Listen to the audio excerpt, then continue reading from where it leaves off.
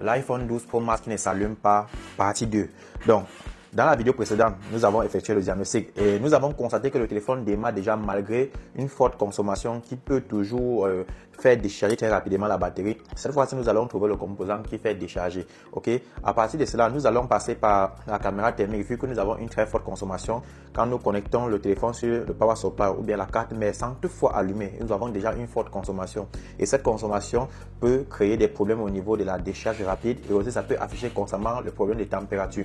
Donc les 12 Pro Max sont des 4 mètres en sandwich board, mais nous allons devoir d'abord le diagnostiquer sans toutefois séparer le sandwich. Ok, c'est pour cela que nous allons utiliser une caméra thermique pour pouvoir faciliter, donc pour détecter la zone de chaleur, parce qu'à ce niveau-ci nous ne savons pas si le problème vient au niveau du charging IC qui est l'intermédiaire entre la VBAT et la VDD-Main. Nous ne savons pas également si le problème peut être en interne sur un des circuits, parce que ce que vous devez savoir, c'est que la ligne comme la VDD-Main, c'est une ligne qui est très répandue. Par exemple, si on vient sur le schématique comme ceci, vous allez constater que toutes les parties rouges que vous voyez là sont des lignes VDD-Main. Tout ça que vous voyez là, la VDD-Main vient sur cette puce-là, sur les audio amplifiers que vous voyez là. La VDD-Main vient également sur la PMU, ça vient également sur plusieurs puces que vous voyez là, donc sur la partie A, également sur la partie B, donc sur la carte réseau, la carte qui contrôle la radiofréquence et la baseband, nous avons toujours la VDD-Main également qui passe dessus. Donc dans la vidéo précédente, nous avons injecté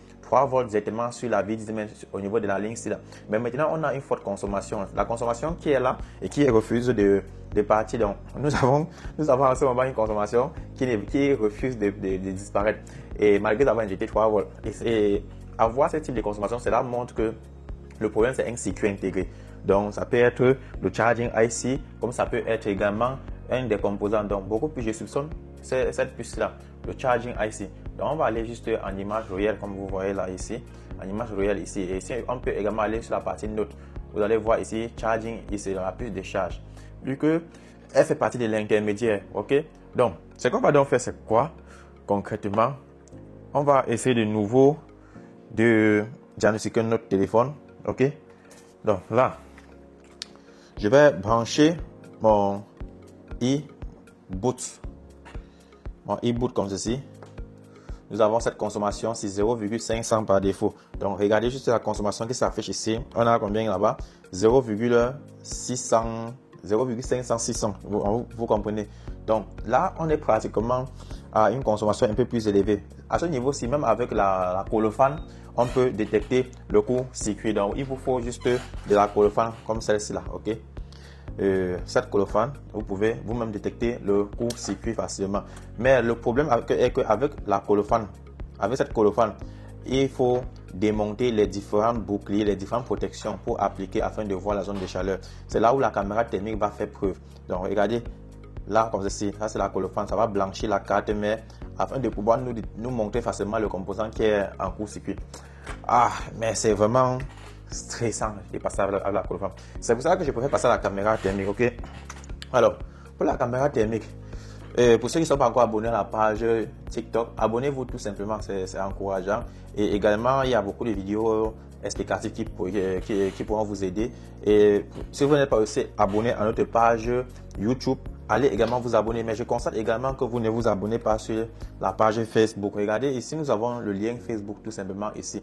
Venez juste sur le lien Facebook là. Ça va vous amener sur notre page Facebook automatiquement. Et une fois sur la page Facebook, le code est vers ça. Faites juste un like. Donc likez tout simplement. On est encore à 106 abonnés. Par contre, on a besoin de plusieurs abonnés. Voilà des vidéos qui sont expliquées là. Ok.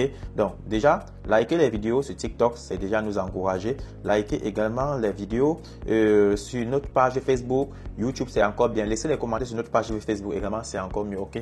Donc là, on va retourner sur notre boulot comme ceci. Maintenant, nous allons connecter la caméra thermique.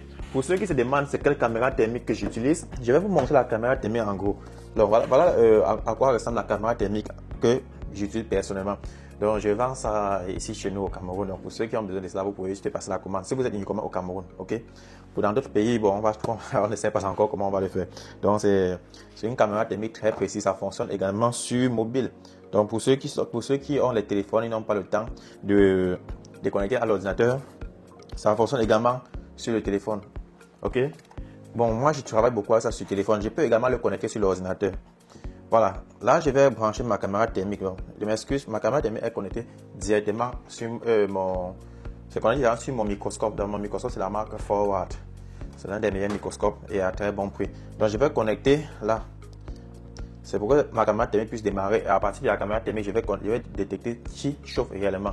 Donc, regardez, quand je connecte la caméra thermique, ça démarre automatiquement.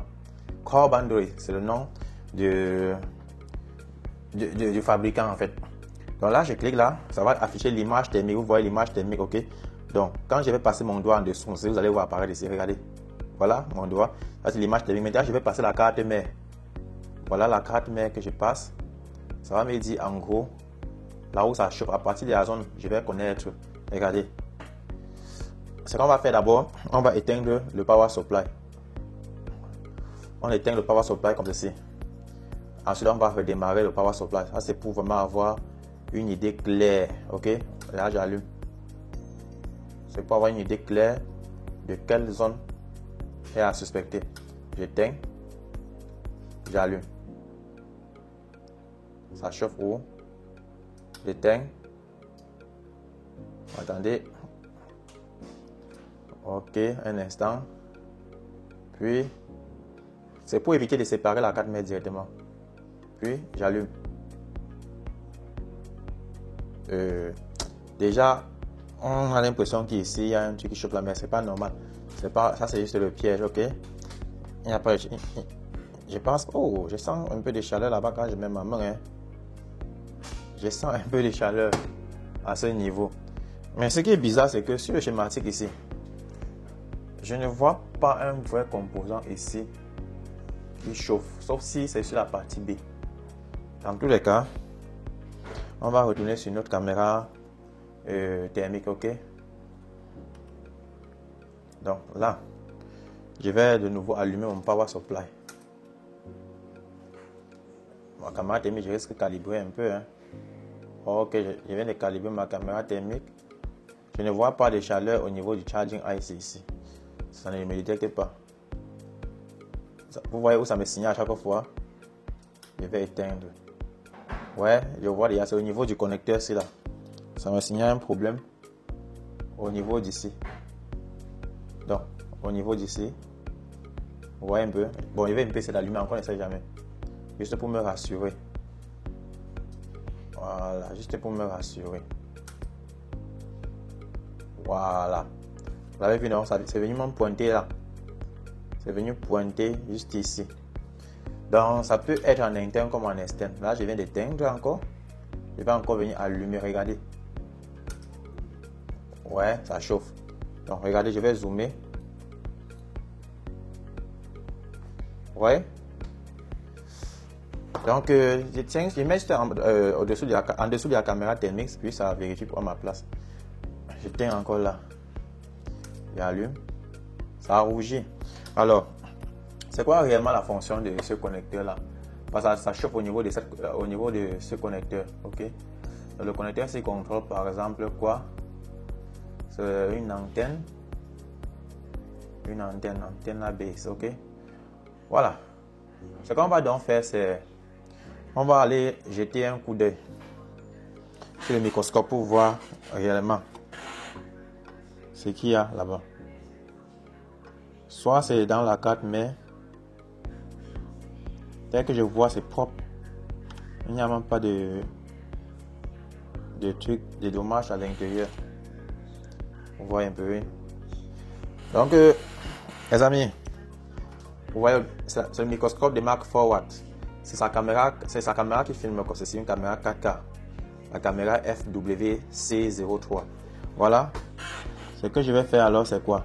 Je vais un peu renverser la carte mais aussi comme ceci. Donc, tout à l'heure, je regardais sur la caméra thermique comme ceci. Je vais renverser comme ceci. Un instant, j'allume le power supply.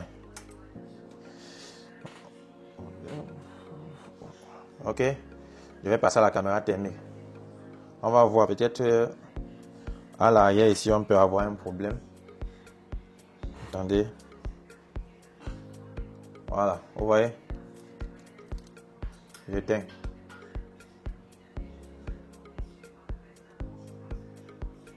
J'allume. éteint. À l'arrière, il n'y a pas vraiment de problème. Bon, on retourne l'autre sens, c'est là. On éteint. On allume. Au niveau de la puce de charge, vraiment, il n'y a pas de problème. C'est toujours ici qu'il y a un problème. Alors, lui, je suis obligé de séparer. Parce que je ne peux pas directement dire que je vais venir travailler sur le connecteur si je ne vois pas un truc endommagé ici. Et aussi que je ne vois pas au niveau du schématique ici. Je ne vois pas au niveau du board view la vis dimen. On n'a pas de vis dimen qui passe autour de ce connecteur. Donc, c'est pour ça que je pense que c'est à l'intérieur. Donc, au niveau de ce connecteur, il n'y a pas de vis dimen. Donc, ce qu'on va faire alors, c'est quoi? On va devoir séparer la 4 mai. OK? Nous allons séparer le sandwich board. Le sandwich board separation.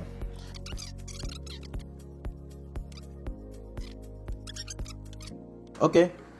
On a séparé le sandwich board comme ceci. OK? Nous avons posé séparer le sandwich board. Maintenant, nous constatons qu'il y a un problème. Le téléphone a eu un choc. Le téléphone a vraiment eu un choc. La 4 mai est endommagée. Je comprends pourquoi les lignes principales étaient vraiment endommagées. Regardez, on va vérifier sur le microscope ensemble. Hein. Vous allez voir, il y a les pins arrachés là. Ça veut dire que même si on a réussi à allumer le téléphone, forcément la baseband peut ne pas être fonctionnée parce que il y aura les lignes qui vont pas communiquer avec la carte partie B. Donc, voilà pourquoi c'est toujours important de faire un diagnostic avant de parler avec le client. Ah, les gars, c'est une carte même reconditionnée. Hein, regardez. Regardez, attendez, je vais vous montrer ça. C'est une carte même reconditionnée. On a déjà travaillé dedans. Regardez ici, les amis. Vous voyez? Voilà. Regardez la UV. On a déjà bossé sur... Là, on a déjà fait le gem. Attendez, je calibre bien. Vous voyez, il y a déjà un technicien qui a fait un câblage sur sa carte mère. Ouh. Mais les gars, vous voyez pourquoi on dit le reconditionner n'est pas bien. On a jumpé la carte mère. Pourtant, ça avait encore l'air neuf. La carte mère a été jumpée. Pourtant, ça avait encore l'air neuf. Puisqu'on a détaché les autocollants, coupé même. Merde. Voilà pourquoi les téléphones que vous achetez, quand vous achetez généralement en Chine, on vous dit souvent que c'est pas sûr, c'est pas fiable. Parce que le téléphone, même, je peux blaguer, je peux me trouver en train de faire le swap personnellement. C'est-à-dire que je peux faire démarrer la carte mère partie A. Mais si on n'a pas le réseau, on sera obligé de faire swapper. Soit la partie A et la partie B. Mais le problème, c'est que le CPU en lui-même également, on n'est même pas sûr si c'est aussi en bon état. Donc, il peut arriver que lors de la réparation, ça ne fonctionne pas. Le CPU peut être endommagé, on se trouve à rattraper les pings et autres. Et du coup, vous voyez déjà que ce serait un long boulot. Le boulot, ça va prendre un peu de temps. C'est pour ça qu'il ne faut pas sous-estimer les travaux qui arrivent chez vous au magasin.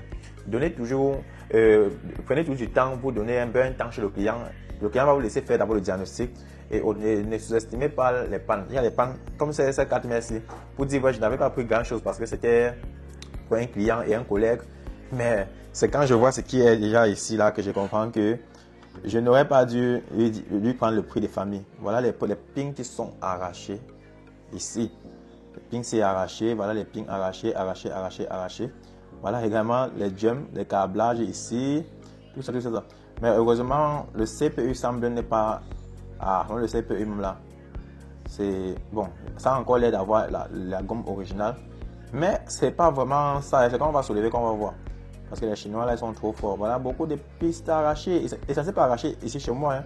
Ça a arraché depuis la source. Donc, à l'arrivée, même le téléphone était déjà foutu. Regardez, arraché. Ah. Moi, je n'aime pas trop ce genre de boulot. Quand je suis face à ce genre de situations, j'aime faire le travail propre et correct. Dans les situations comme ceci, moi j'aime souvent faire le swap partie A pour que le client même ait un téléphone encore en bon état et que ça puisse fonctionner. Donc, assurons-nous aussi que le CPU également n'est pas fissuré parce que des fois on vous ramène un téléphone comme ceci. Vous êtes content, mais après vous voyez comme le CPU est en court-circuit. Donc là, le processeur, c'est très important. Regardez, même au niveau de la NAND, ça a l'air normal. Pourtant, c'est un truc qu'on a déjà bossé dedans. Ici, on a la EEPROM ici, ok.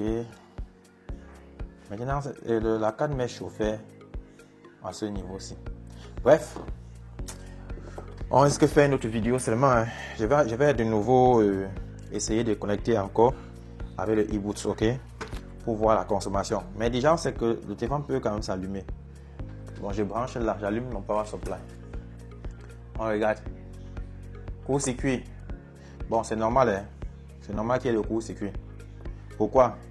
Parce que quand vous séparez les téléphones, ok, quand vous séparez les 4 mètres, assurez-vous qu'au niveau des billes, ici, là, il n'y a pas, ça ne se colle pas. Si ça se colle, vous risquez d'avoir toujours des courts-circuits. Donc, assurez-vous que ces lignes ne se touchent pas ensemble. Sinon, là, il suffit qu'une ligne positive se mélange avec une ligne négative. Et là, vous aurez déjà un court-circuit total sur la ligne. On se comprend? Ok. Bon, là, je suis en train d'éliminer les différentes possibilités de court-circuit. Ok, on va encore tester cette fois-ci. On va tester. Voilà. On n'a plus le court-circuit qu'on connaît là, mais on a quand même toujours la consommation là. Bon, la caméra thermique va encore nous montrer. On a oublié de vérifier la partie B. La 4 partie B ici. La 4 partie B a l'air en très bon état. C'est comme s'il n'y avait pas de problème dessus. Ok. On va pas se fier à cela. Maintenant, on va essayer avec notre caméra thermique.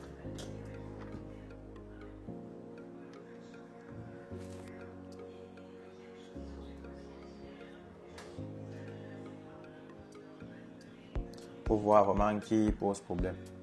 Ok. Ok, l'image thermique est lancée. Je passe à la caméra une fois maintenant. Bon. À ce niveau, on essaie de voir qui est le responsable. Il me montre qui. Il y a un truc ici là. Attendez.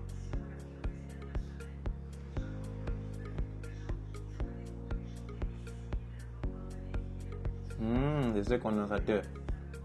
Ce condensateur, vous voyez, le voici ici, qui brille. Celui qui est en short, il est en court-circuit, le condensateur que vous voyez là. Donc, on va aller sur le schématique pour que vous puissiez voir qui il est exactement. Donc, là, un instant. Là, on est sur le schématique, c'est lui ici.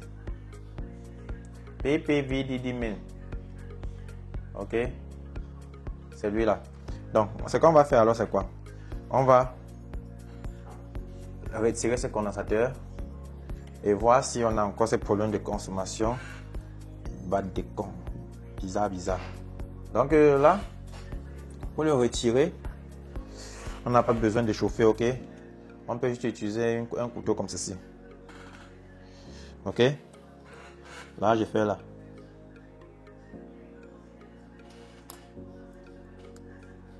Oh, mon couteau. Voilà, c'est quitté, non? On n'est pas obligé de le remplacer vu que la V10 a beaucoup de condensateurs autour. Bon, cette fois-ci, qu'est-ce qu'on va faire alors? On va de nouveau brancher. On va connecter là. Pour voir s'il y a encore problème de consommation. Regarde, c'est comment? C'est normal, n'est-ce pas? C'est pas bien, c'est pas joli.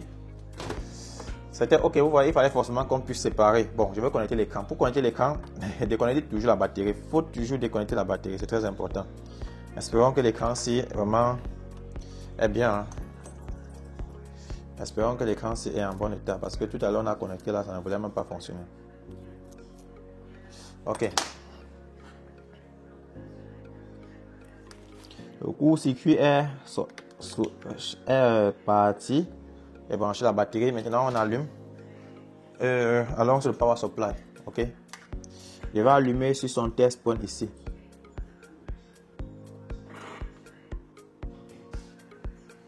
Attendez.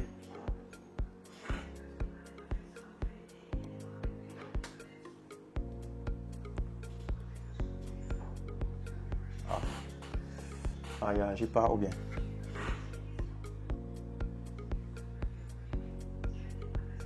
On n'est pas au microscope.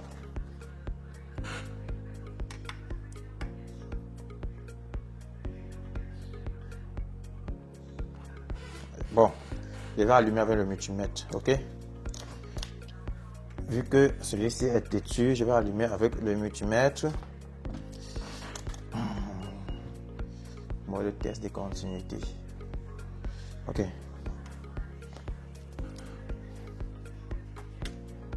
Ok.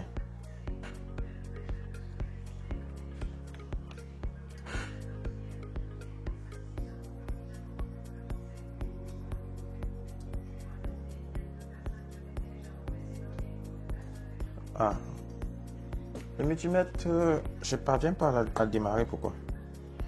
On dirait que le e-boot n'est pas fonctionnel. Attendez, je vais d'abord déconnecter l'écran. Puis je vais essayer de démarrer tout simplement la carte mère.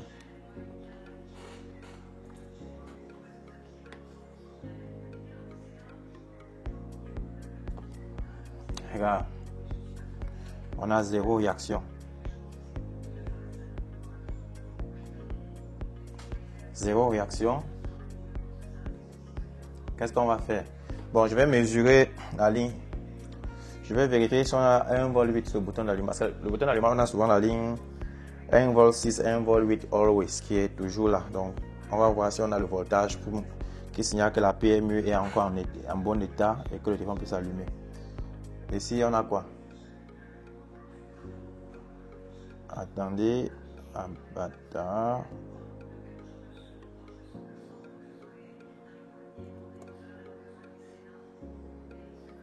On a moins d'1 volt, c'est pas bon. Et tel que je vois, je ne pense pas que c'est la PMU. Moins d'1 volt. Mais normalement, le téléphone devait signaler. Ça devait au moins faire au moins preuve de démarrage. Ok. Mais je sens que le boulot aussi va finir par un swap. Je sens que celui-ci là. Ça sent le swap, les gars. Ça sent un swap partie A. Ça sent un swap partie A. Ok. Donc là, je vais essayer encore d'allumer. Pas de signal.